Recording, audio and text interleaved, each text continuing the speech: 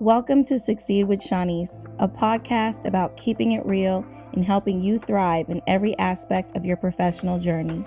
I am Shanice, the CEO, sharing my unique perspective as a Black woman in HR and business ownership, and spotlighting conversations where BIPOC experiences in the workplace are shared, valued, and celebrated. Hey, Succeeders, welcome back to Succeed with Shanice podcast. I thank you for continuously staying tuned to all of the wonderful things that I talk about here in our space, where we just grow, learn, and be a little bit honest on all the things that it takes to do the work that we do as leaders, professionals, entrepreneurs in all of our industries and fields.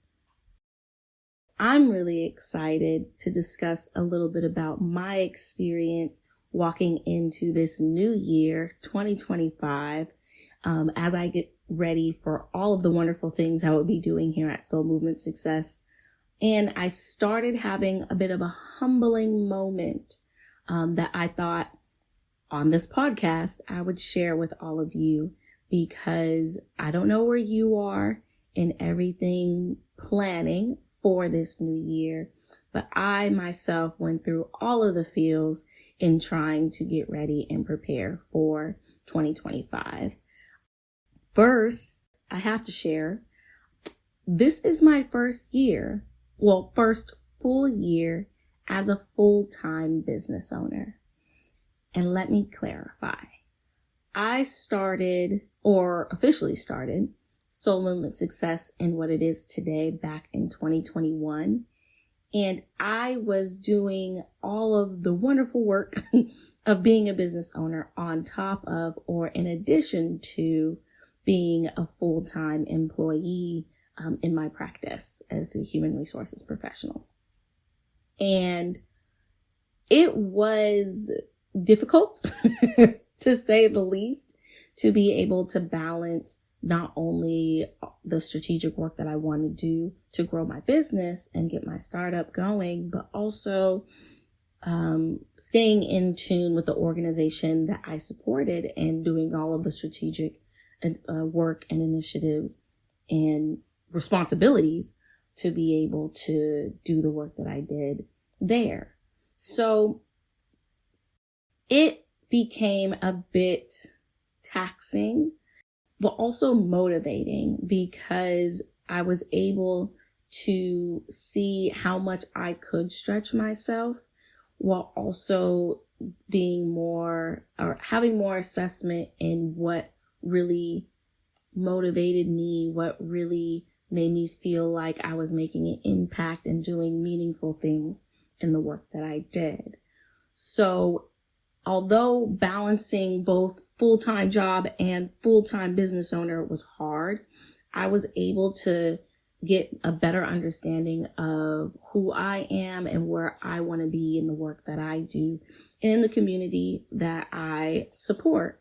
So fast forward to 2025, January 1, I pretty much all of it came to collide in me really owning the fact that I have fully transitioned into this business owner thing.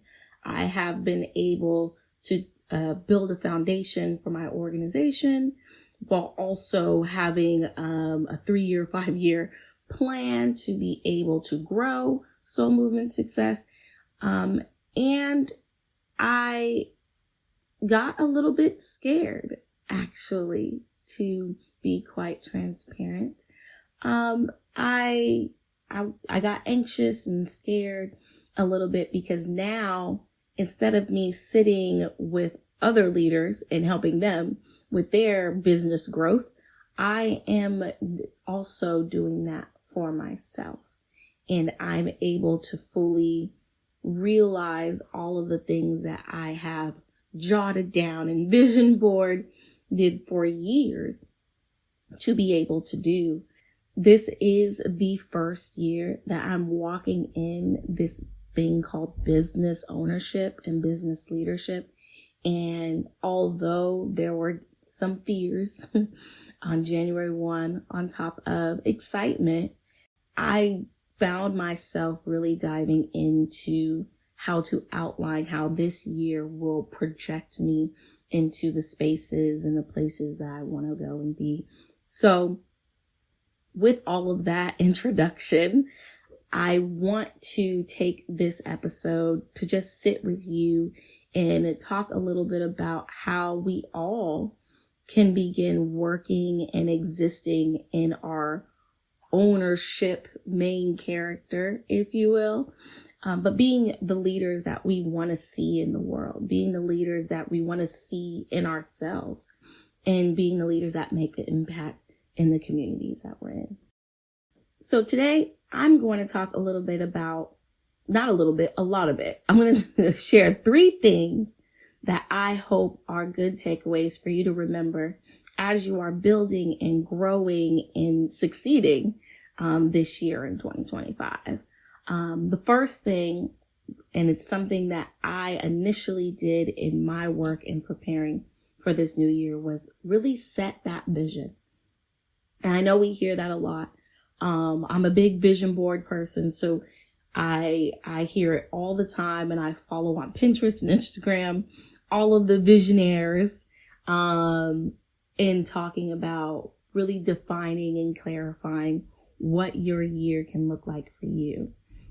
And I want to encourage you to really sit down and do that. Take some intentional time to sit down and really outline what this year could look like for you, for your team, for your business, even for your home life, but really jot down what's there. How does it look?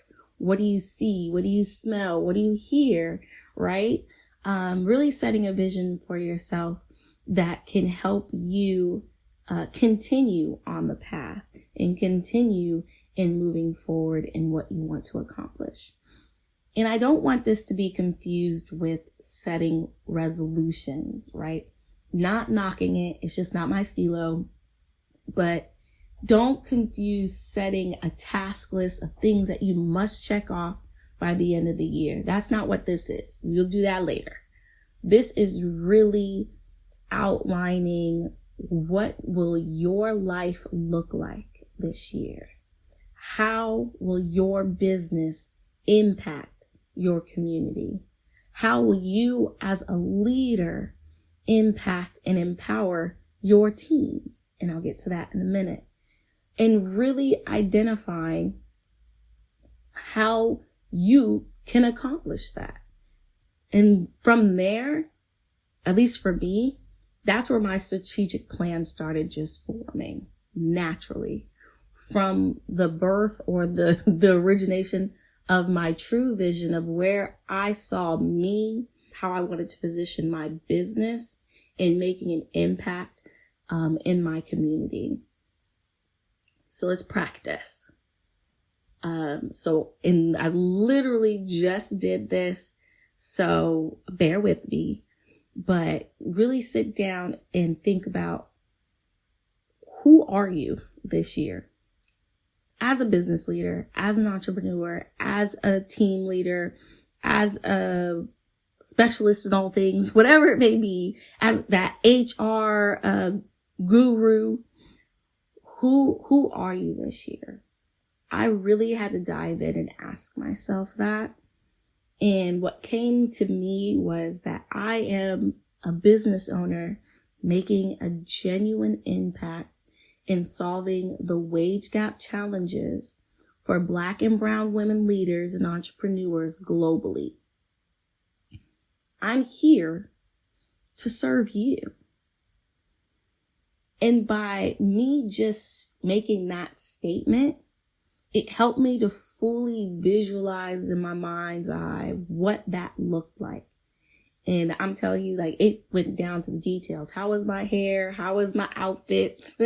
How was my cadence? What spaces am I in? What people am I connecting with? How are my clients responding to me? All of that started forming in my mind's eye. And I wrote it down. And so as you are visioning who you are this year and where you're going to be as detailed as possible. Do not hold anything back, and write it down, because you want to be able to go back to that. So if you don't get anything else from this podcast, just remember that we can do this we can build this strategy. That's what I meant by do this. We can build this strategy for ourselves this year by first setting a vision. Next, once you have outlined that thing, and if you're like me, you probably had to reduce a 5-page letter to a 1-page synopsis of what your strategy as a business leader was going to be for 2025. Once you have that down, now it's time to share it. I think us as professionals of color tend to think that if we share any of our ideas with anyone, or if we say it out loud or even post it on the social media space, that it'll be taken from us, or it will no longer have value, like driving a new car off the lot, right? And that myth has caused so much harm in us being able to move forward in the work that we want to do, in our vision that we have for ourselves. So be comfortable in your own way to start sharing that vision. Who are the people in your circle of colleagues or mentors that you can share this idea with, that you know will give you constructive feedback or even support for what you're trying to do? And if you are a leader of a team, well, share that with your team. Give them the necessary information, the necessary details, because that will help your team to then engage with you on every step of your strategic plan, will also feel empowered and emboldened to do the work that it takes to see it to realization. So consider sharing what your strategies are. Share them with me.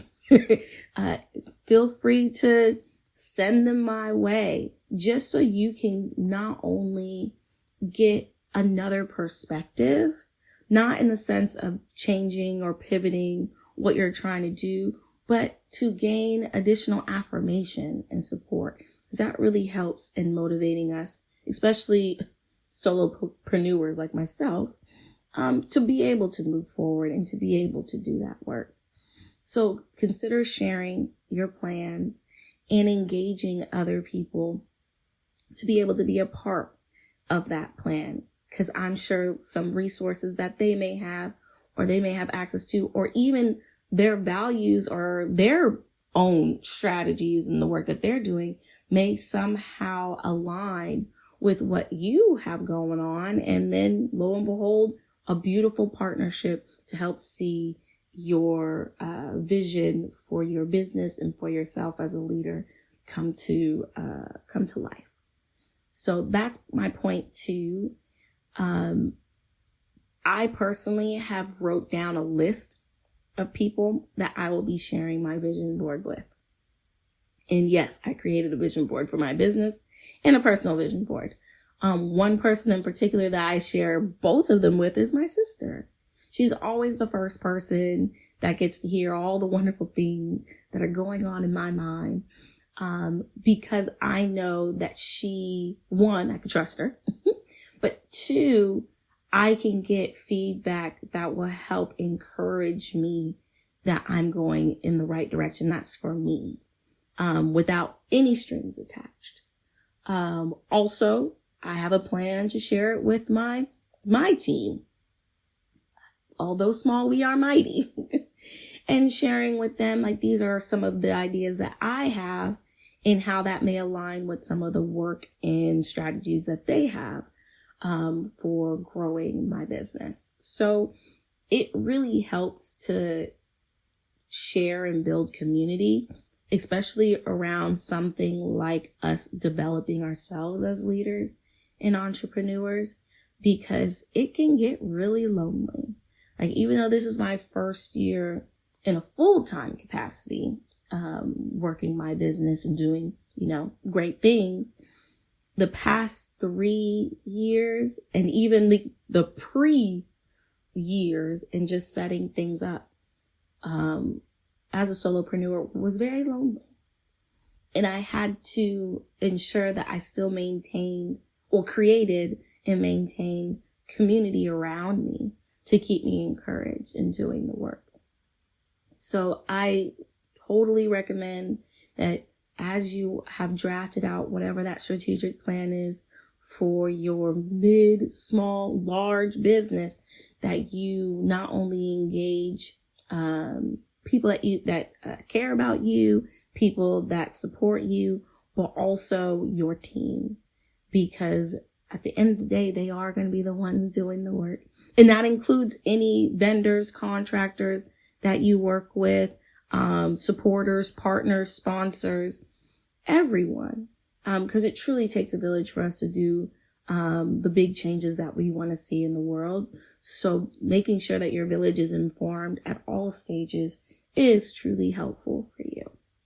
So we talked a little bit about visioning, writing that thing down. What is my strategic plan? Where do I see myself as the leader of all things in this year of 2025? And then sharing that vision, engaging your teams, your family members, your friends, your supporters, so that they too feel empowered to be able to support you and help you realize that vision. And then my third point is being adaptable. Now, if I didn't learn anything else last year in 2024, I learned that I had to be as adaptable to situations and circumstances as possible. That I had to ensure that I was able to flex and bend and pivot when necessary to ensure that my business was sustainable, but also was growing. Same with people that I worked with, clients that I supported just in their own professional development.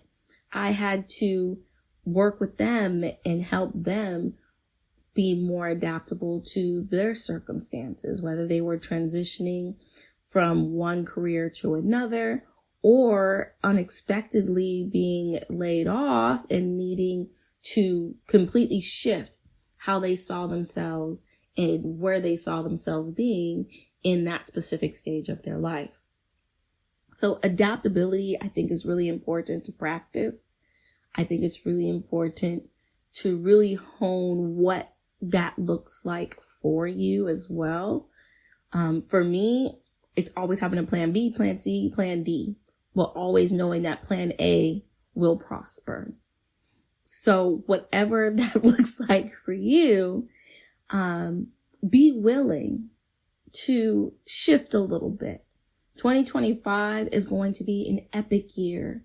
I am claiming that for all of us, everyone who is listening under the sound of my voice. It's going to be an epic year. And to make this year epic, we're going to need to make sure that we can adapt to anything that comes our way. Adapt as leaders, adapt as professionals, adapt as entrepreneurs, but also our business and our organizations being able to adapt to the times. Times change and you never really know what's going to happen throughout the year, the days, the weeks. So being able to shift when needed and pull on other resources or help and support from other areas, or even just taking a pause. I know I did a lot of that last year. There were certain things that I was ready to get going and move forward. And then things changed. And I had to take a pause to really assess, okay, where is all of this landing? Like minimum wage, across the nation, elections, all of those things, right? Where is this going to land? And then identify, okay, what can my next move be? And then I adapted a little bit. I changed up some initiatives, switched up some content with my team, and really tried to ensure that I was giving services that were timely and relevant, but were adapted to the times that we were living in. So in learning that and experiencing that, that's something that I know I'm going to bring into 2025, and being more flexible in whatever my initiatives are and strategy is for the year. And I encourage you to do the same, because that will give you the ability to sustain and have more longevity in everything that comes this year and the next and the next. And nothing but growth from there, right? So being able to just adapt and really assess the external environment, but also where you are in your own journey, will really help you in achieving all the things that you plan to achieve this year. So that's really what I wanted to share today. Because being a business owner, it isn't easy. Sometimes it's difficult and you don't want to wake up, but then I realized that it can be worth it when you plan and strategize how you want you and your business to be. It's worth waking up in the morning for. And that's the reason why I made the decision to transition into business ownership and building this platform, well, basically for y'all to be able to really have a meaningful impact in my community, but also have do meaningful work for others to also impact the spaces that they are in a meaningful way. So if you need to recap anything that I have said, you can rewind this episode or I'll just share again my 3 things that I hope you remember in this 2025 as you grow your businesses and your leadership is set your vision, engage and empower your teams, and most of all, be adaptable. And as you know, your HR bestie here, I love to give tools and resources. So I recently published my new business planner. It's available on Amazon, and everything that I talked about in this podcast is all included in that planner. So if you need prompts or ideas or just somewhere to jot all of the stuff down, I highly recommend you going to Amazon, put in the search Shanice, the CEO, and go ahead and cop my business planner for 2025, because I want all of us to succeed and to have an epic new year. And if you need any support throughout the year, you can also contact me. Well, this is my time, but I thank you so much again for joining me on my podcast, Succeed with Shanice. I hope you tune in all this new year, 2025, and share with me what your strategies are for this year in the comments below, and connect with me. I would love to hear some of your constructive feedback. What are future topics you hope I discuss throughout this year? Because this is a space I created for you to grow.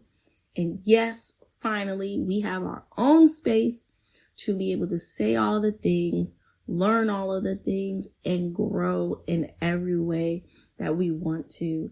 So please feel free to engage with me in the comments below.